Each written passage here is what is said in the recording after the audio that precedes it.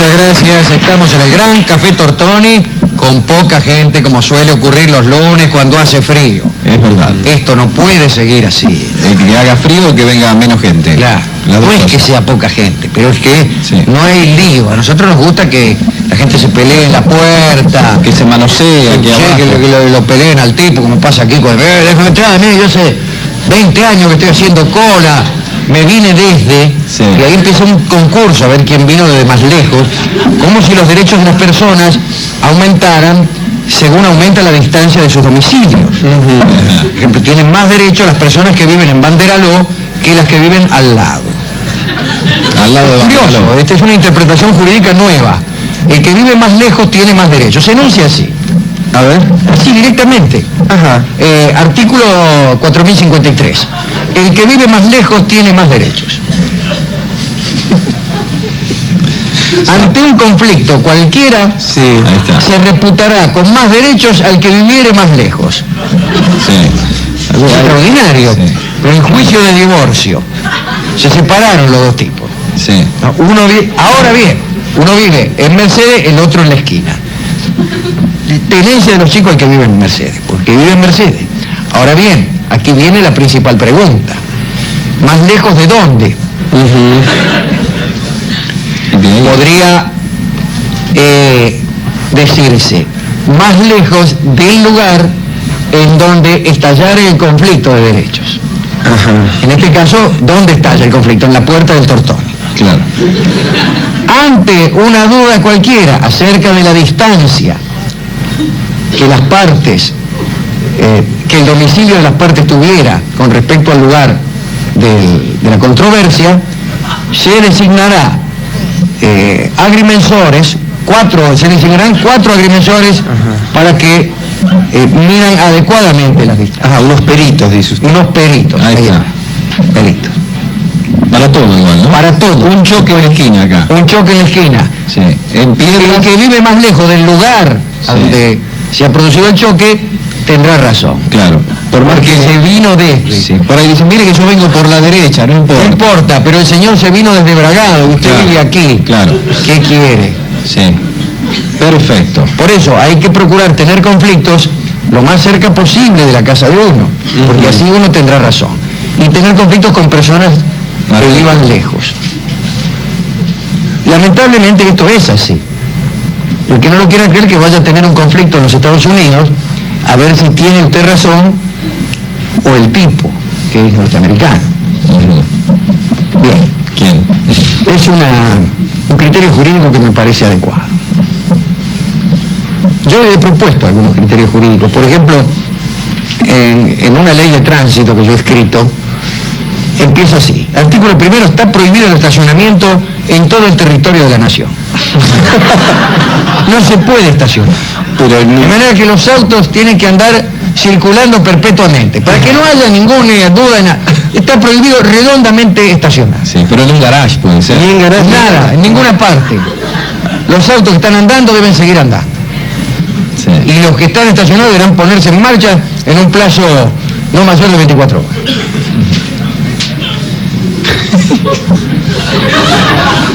Artículo 2. Se lo van a meter. Así como siempre tiene razón el que vive más lejos, las mujeres tendrán siempre razón. ¿Me parece? Siempre. Bueno, para no discutir. Hay prioridad de paso. Llegan a una esquina, ¿quién tiene prioridad de paso? La norma se expresa así. Al llegar a una esquina, el que tiene prioridad de paso es el otro.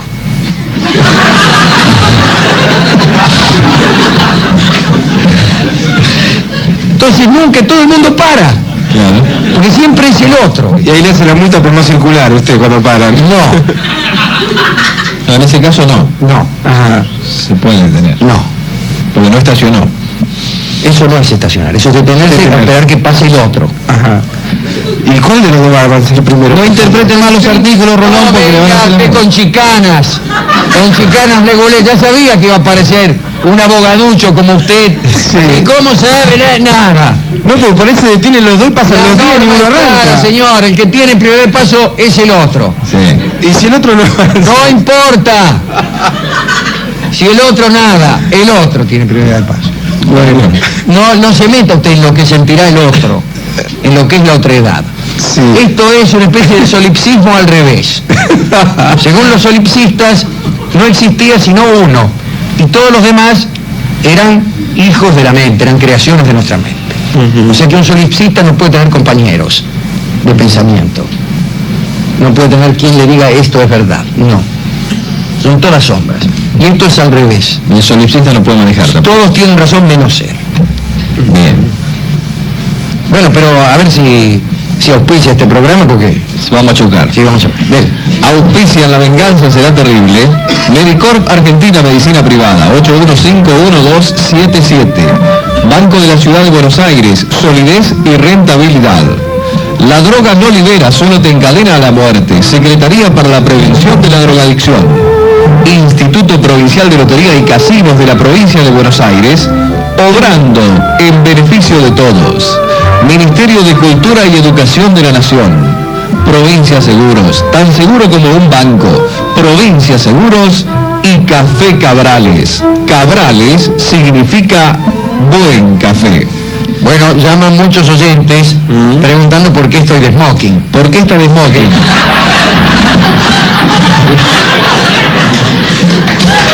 Seríamos preguntar nosotros, igual. Bueno, vengo de cantar en el homenaje a Gardel que han hecho en el Teatro Cervantes, y entonces tuve que venir así. No tuve tiempo de cambiarme. ¿Con quién cantó? He cantado un dúo con Julia Senco y Amores de Estudiante, pero han estado allí figuras como Horacio Salgán, nada menos. Sí, que ha acompañado a Alberto Cortés en Con los Amigos, una canción de Almafuerte y de Gardel, muy poco socorrida, y con un arreglo muy interesante de don Horacio Salgán, por supuesto muy bien cantada por Cortés. Digo lo que me llamó la atención, ¿no? Cortés pues cantó con la orquesta, cantó muy bien. Algunos números no los pude ver, porque usted sabe que el Cervantes tiene los camarines muy lejos del escenario, entonces no se puede, ¿no? Julia cantó sola también, y escuché un momento a Víctor Heredia, sé que van a estar Valeria Lynch, creo que iba a estar Joaquín Sabina, en fin. Sí, algunos artistas muy considerables. Hubo algunos inconvenientes, hay gente que se ha quejado, ¿no? Sí, por la organización del homenaje. Se han pronunciado en contra de Mario O'Donnell, no sé cómo es eso. Y también algunos se han quejado en esta segunda instancia, me parece que con bastante razón, porque no se vendían entradas, no que era por invitación, pero quedaban bastantes lugares dentro, y sin embargo había personas que pedían que se les dejara entrar y no se les concedía ese permiso, ¿no? Y yo, que salí del recital, vi que había algunos lugares, pero no sé, tampoco puedo pronunciarme yo a ese respecto, porque, qué sé yo, no sé, yo si hubiera estado fuera me hubiera enojado, pero vaya a saber cómo es. Bueno, pero lindo, Lindo. Sí. ¿Quién lo presentó a usted? ¿Quién lo presentó? ¿Quién lo presentó? Los conductores eran nuestros amigos Lalo Mir y Héctor Larrea. Estaban uno parado ahí de un lado y otro del otro. Sí. Y se decían cosas, porque me parece que se tienen bronca. Sí. Sí, pero ahí en el escenario se decía. Sí, en el escenario dice, tiene razón decía Lalo. Y el otro lo miraba, ¿no? Como diciendo, yo creo que no va a terminar bien eso. Yo me fui por la mitad, ¿vio? ¿Usted me quiere armar alguna grecia? Sí, se va a armar porque le va a decir, vos que te metés. Yo de tango que sabés, le va a decir tango, le dice Larrea, y dice, yo no sé nada de tango, pero soy pesado, le dice el otro. ¿Qué es pesado? Pues sí. Es pesado el otro. Y por ahí agarra un micrófono o algo y se lo parte en el marote y termina mal. Y no diga que no estoy yo, porque yo me meto enseguida. Sí, usted es de meterse. Sí, yo me meto, pero no hace para... a pegar, yo me enojo con los dos. Sí. Pero con Larrea no se puede. ¿Cómo voy a enojar con Larrea? ¿Cómo voy a enojar con Lalo Mir? Que También, el otro muchacho. Tendrían que haber puesto dos que yo le tuviera bronca. Claro, así nos peleábamos y salíamos todos los días. Y bueno, dígale al amigo de Le Mans. Vamos con Luis Fuchs. Estamos muy charlatanes de gusto. Vamos con Le Mans. Le Mans Suaves, suaves por naturaleza, presenta a Alejandro Dolina y su bloque Reflexiones. En la venganza será terrible. Bueno, vamos a hablar hoy de una de las más antipáticas diosas del Olimpo. Es Hera. ¿Cuál? Es Hera, si me perdona el anacoluto. Hera con H. Sí, la esposa del jefe. La esposa de Zeus, que es en el Olimpo la mujer celosa. La mujer celosa y la mujer tiránica, intrigante. Vamos a ver cómo es esto. Pero sin embargo, por ser la mujer del príncipe de los dioses, es desde luego la más grande de todas, la más importante. Hija de Crono, el tiempo, y de Rea. Discúlpeme, no, pues se llamaba así. Quiere decir que era hermana gemela de Zeus, su marido. Bueno, llamarán algunos, ¿cómo se va a casar uno con la hermana? Eran otros tiempos. En algunas civilizaciones casarse con la hermana, lejos de estar mal visto, estaba aconsejado en algunas circunstancias. Por ejemplo, si usted ahora se casara con su hermana, Dios libre y guarde. Bueno, en su casa no lo verían bien. En una casa no me verían directamente. Una ventaja es no tener suegra, le digo. Claro, solo tenemos madre, no suegra. Después todo queda ahí, en una cosa doméstica, nos conocemos tanto. Usted no le puede mentir acerca de su pasado, etcétera, etcétera. Pero es un poco molesto. Sí. Es un poco molesto, hay gente que no lo ve bien. Pero, por ejemplo, en el antiguo Egipto, las familias reales se casaban con las hermanas. Las familias reales no. Los príncipes de sangre real se casaban con las hermanas. Esto era casi una preceptiva. Lo raro era que no ocurriera. Es que los reinos en muchos lugares el cambio se transmitían por vía de la mujer, ¿no es cierto? Bueno, la sangre real en Egipto la transmitía la mujer. No es que el hijo del faraón fuera el sucesor. No. El hijo de la princesa más importante de sangre real y el faraón, ese era el sucesor. De un modo bastante más complejo que un día explicaremos en la nota moral. Pero bueno, el caso es que Zeus y Hera se casaron. Pero vamos despacio. La tenemos naciendo allí a Hera en la isla de Samos. Las estaciones fueron sus nodrizas, no las estaciones del ferrocarril, sino las estaciones climáticas, las estaciones que marca la posición del sol, que la posición del sol marca. Que desde luego en la mitología griega estaban personificadas. Zeus la cortejó en Gnosos. Gnosos es la capital de Creta, o algunos en el monte Tornax, y al principio sin éxito. Cortejar sin éxito a la hermana de uno debe ser una de las cosas más melancólicas que uno le pueda pasar. Es preocupante, le digo. Ni mi hermana, dice. Ya, ni acaso hasta con mi hermana. Dale, ¿qué te cuesta? Basta porque se lo digo a mamá. Bueno, después, como no tenía éxito, se disfrazó. Ustedes saben que Zeus siempre se disfrazaba para seducir a aquellas que se le ponían entre ceja y ceja, que eran todas. Se disfrazó de lluvia de oro para seducir a Danae, de toro para seducir a Io, de cisne para seducir a Leda, lo cual debió ser patético. Meterse una en la cama con una especie de gallina. No sé. Bien. Y entonces se disfrazó de cuco, de pájaro. Ella lo calentó en su seno. Discúlpeme. Se la buscó también ella. Y Zeus, disfrazado de cuco, enarcaba las cejas. Desde tan deseable posición, ¿no?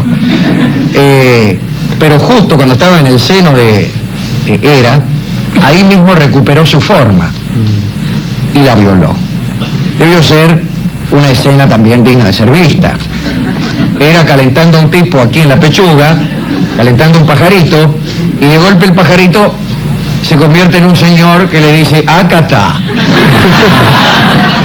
Y que la vio. ¿Qué te pasó, nena? No lo vas a creer. Anda, le dice. Me puse un pajarito acá, sí, y resultó ser que era un tipo y me violó. Sí. Vení mañana. Y entonces ella por vergüenza se casó con él. Claro, imagínese, ¿no? Todos los dioses asistieron a la boda con regalos, como ocurrió en muy contadas bodas. El otro día hablamos de una de ellas. La Madre Tierra, por ejemplo, le hizo el siguiente regalo: un árbol con manzanas de oro. Este no es otra cosa que el árbol de manzanas que guardaban las Hespérides en el jardín del monte Atlas, allá. Y digo muy bien allá. Digo muy bien allá porque allá es el oeste. Y el monte Atlas estaba al oeste del mundo. Como que decían que era el monte Atlas una de las alumnas es la que sostenía la esfera celeste. Y decían que Atlas, castigado porque vaya a saber qué relajos, había sido condenado a sostener sobre sus espaldas la esfera celeste, que se la rifo. Y lo que tenía de duro ese trabajo es que no terminaba nunca. Porque está bien, dijo Atlas, yo sostendría la esfera celeste por un tiempo, pero esto era por la eternidad. Y recuerdo que cuando Heracles fue mandado a robar las manzanas de ese árbol que le regaló la Madre Tierra era en su casorio, las manzanas de oro que guardaban las Hespérides, pasó por donde estaba Atlas con la esfera celeste en el hombro. Y Atlas le dijo, hermano, lo llamó, ¿no? Pasaba Heracles. Dice, ¿por qué no me la sostenés un rato? ¿Y vos por qué? Y el otro se enojó, ¿no? Dice, porque es muy pesada la esfera celeste. Tenémela un ratito, dice que yo voy a buscar una almohada.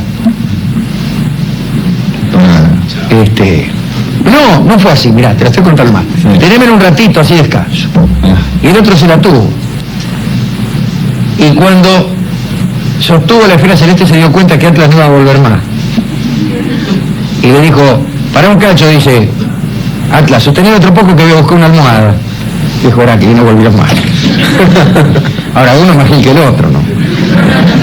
Bueno, ese era el primer regalo. Las manzanas, el árbol de manzanas doradas de las Hespérides. Y ya vamos a ver qué eran en realidad esas manzanas doradas. Se dice que pasaron la noche de boda Zeus y Hera en Samos, y que esa noche duró 300 años. Hicieron detener el carro del sol. Algunos dicen que 9 días, y otros exagerados dicen que 300 años. Esos son novios. ¿Qué le parece? Esos son novios. 300 años. Cuando se levantó la mina dijo, qué noche. Este tipo, bueno. Parece que Hera se bañaba regularmente en la fuente de Canatos, cerca de Argos, y de este modo recuperaba su virginidad. Cuando se bañaba en esa fuente, salía virgen. Lo mismo hacía Afrodita en Pafos, ustedes saben. Sí. Eran perpetuamente vírgenes.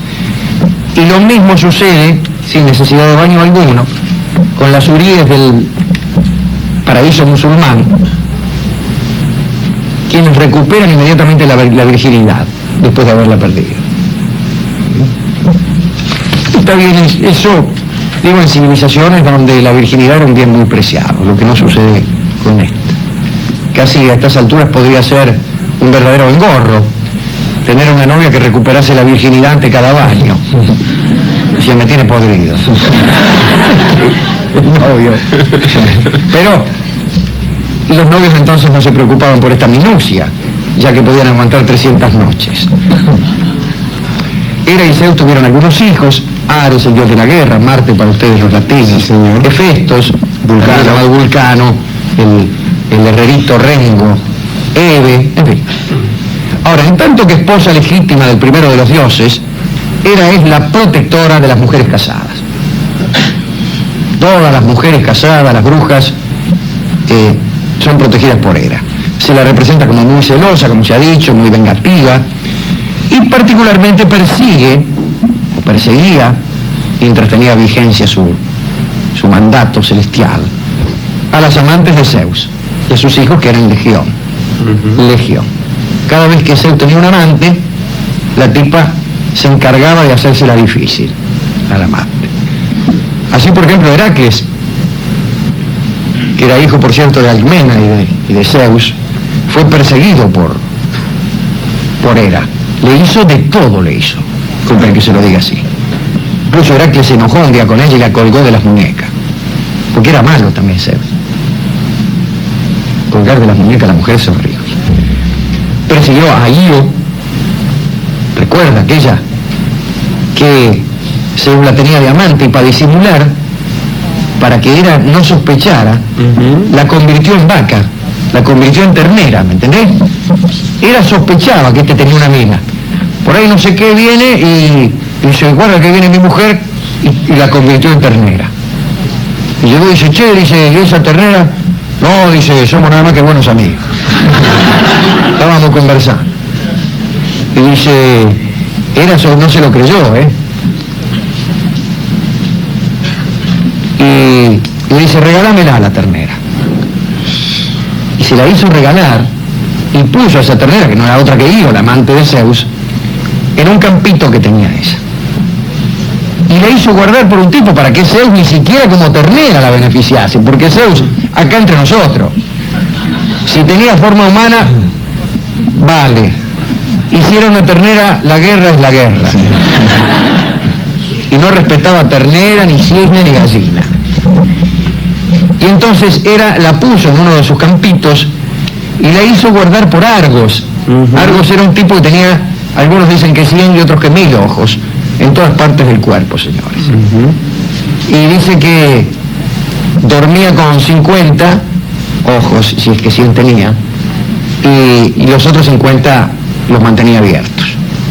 Y ahí pues Zeus lo manda a matar. Aparece Hermes, Mercurio, lo hace dormir no sé con qué, y cuando estamos dormidos lo mata y libera a la vaca. Bueno, no hablaremos de la vaca ahora. Persiguió también Hera a Tamante, lo volvió loco. Aconsejó a Artemis que le diera muerte a Calisto. Intentó impedir el parto de Leto, la mamá de Apolo y de Artemis también, ¿no? Pero Zeus siempre volvía a ella. Hubo discusiones famosas, algunas de ellas han estado presentes aquí en este programa. Un día estaban en una farra, los dioses ahí metes caviar, morfando ambrosía y bebiendo néctar, ¿no? ¿Qué era lo que morfaban eso? Mozo, tráigame platito de ambrosía y un néctar para reempujar. Sí, señor. Y con eso recuperaban la juventud, así como bañándose recuperaban la virginidad, escabeando néctar y morfando ambrosía recuperaban la juventud.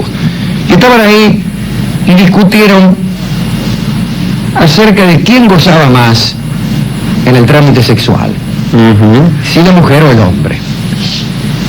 Y entonces, para constituir los jueces, llamaron a alguien que sabía de esto. ¿Y quién era? Era el mago Tiresias. El mago Tiresias, que habiendo visto cómo copulaban dos serpientes, se convirtió de hombre en mujer. Y había sido hombre, mujer, y luego, al tener la suerte de ver otra vez dos serpientes copulando, parece que andaba por los reñideros de serpientes, por no decir otra cosa, se volvió a convertir en hombre. Y entonces, claro, había sido, creo que durante unos años, mujer. Había tenido sus amantes, el tipo sabía. Y le preguntaron, che, Tiresias. Sí, dice que se le frunce. Tú que has sido hombre y mujer, ¿quién goza más en los amorosos asuntos?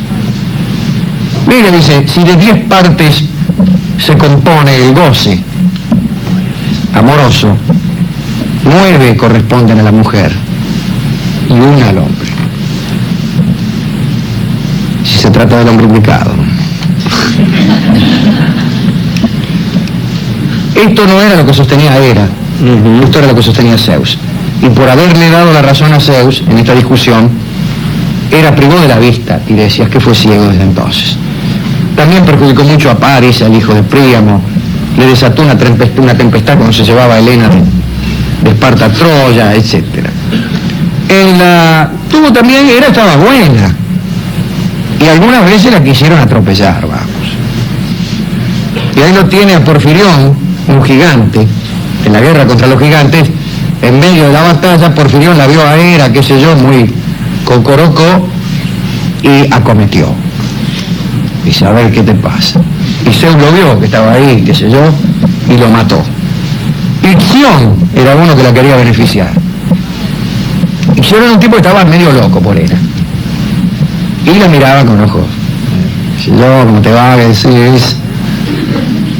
Y Zeus dijo, y le tendió una celada. Hizo una nube, de una nube, hizo la figura de Hera. Ixión vio la nube y dijo, esta es Hera. Y acá entre nosotros se benefició la nube. Sin darse cuenta. Sin darse cuenta que... Lo hizo escribir esa facta. Y de esa nube, ya que cuando Zeus hacía esos trucos, los hacía bien, salió una progenie. Nacieron los centauros. Eran un poco caballos, pero nacieron. Hera dicen que protegió a la nave Argos. El atributo de Hera, disculpen ustedes, ojalá estuviera escuchando Jorge Dorio, es el pavo, cuyo plumaje pasaba por ser la imagen de los ojos de Argo, el mismo tipo que cuidaba aquella ternera, ¿no? El pavo real tiene como ojos en las plumas. Podía conceder el don de la profecía. Tomaba prestado el ceñidor de Afrodita, que era una especie de cinturón o corpiño, que garantizaba a aquel que se lo pusiera el ser amado por todas las personas. Lo tomaba prestado para vencer a Zeus, que era un tipo que estaba siempre bien dispuesto a todo, ¿no? Y esa era Hera. Qué mal queda decir Hera. Diga justo. Esa fue Hera. Aunque no es lo mismo decir fue que Hera. Con H. Muy bien. Ixir, de esta diosa, que era la diosa de la garantía, que protegía a las mujeres casadas, que estaba en contra de los amores, llamémosles, clandestinos. Diría que es posible ser eso si una es diosa. Y si una puede bañarse en aquella fuente que nos garantiza volver a la virginidad. Porque volver a la virginidad es volver también al comienzo del amor. Y la única manera de que un amor perdure es cuando el pacto se renueva cada minuto. Es cuando uno baña, no ya las partes no vírgenes, sino su alma en esa fuente y alcanza a renacer. Ese es el milagro de la diosa, el milagro del amor que es siempre nuevo. Pero ¿qué pasa si uno no es diosa? Y si uno no tiene en su casa sino una pileta que no nos devuelve la virginidad por mucho que nos enjuaguemos? Y entonces hay que ser todavía más pertinaz. Y hay que buscar, sí, una nueva virginidad. Pero toda vez que no se puede regresar en el tiempo y en la entropía, si es que uno no es Dios, hay que entonces que renacer en otro punto. Si es que no podemos volver al punto del que partimos, renazcamos en otro. Diría yo que en el amor la única posibilidad es la reencarnación, pero no la reencarnación de la que se habla por ahí, que yo era marinero y fui después tintorero. Marinero en Belfast y tintorero en santos lugares. No esa sucesión irrisoria de personajes que parecen más bien el currículum vitae de un actor. No, esta reencarnación es irse uno mismo a lugares donde no ha estado, impactar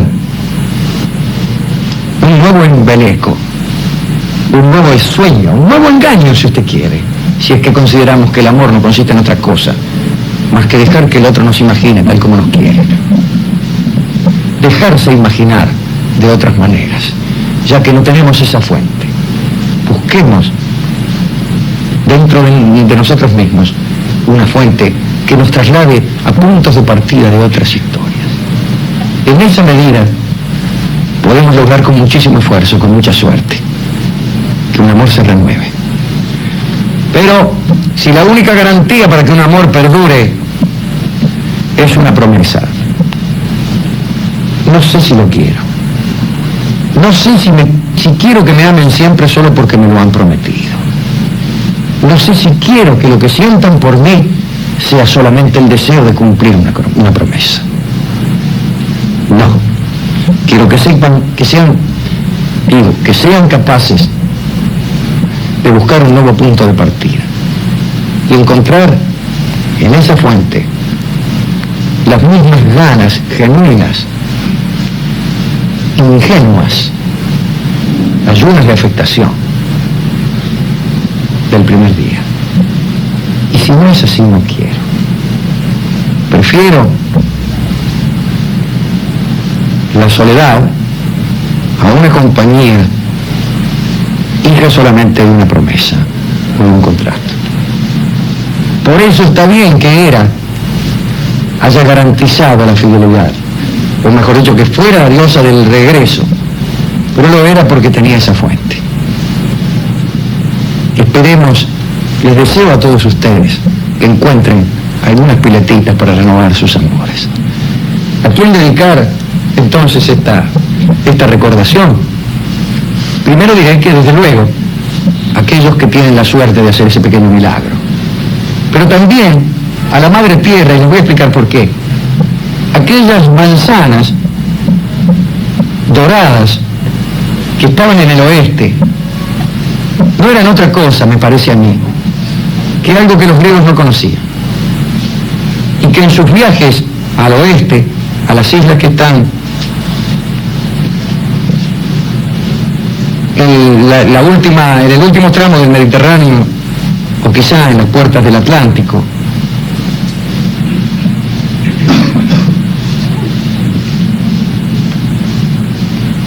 y que se parecen a manzanas, y que para un griego que nunca ha visto una naranja, debieron ser manzanas doradas. Esas manzanas doradas, esas naranjas que la Madre Tierra regaló a Hera, son cantadas, fíjese qué destino, por un poeta argentino, por un músico argentino. Son tomadas en forma coral por un amigo de este programa y son cantadas por un coro alemán. Y entonces, para la Madre Tierra que regaló naranjas y que las hizo parecer manzanas de oro, un coro alemán con arreglos de nuestro amigo Javier Senner canta Naranjo en flor.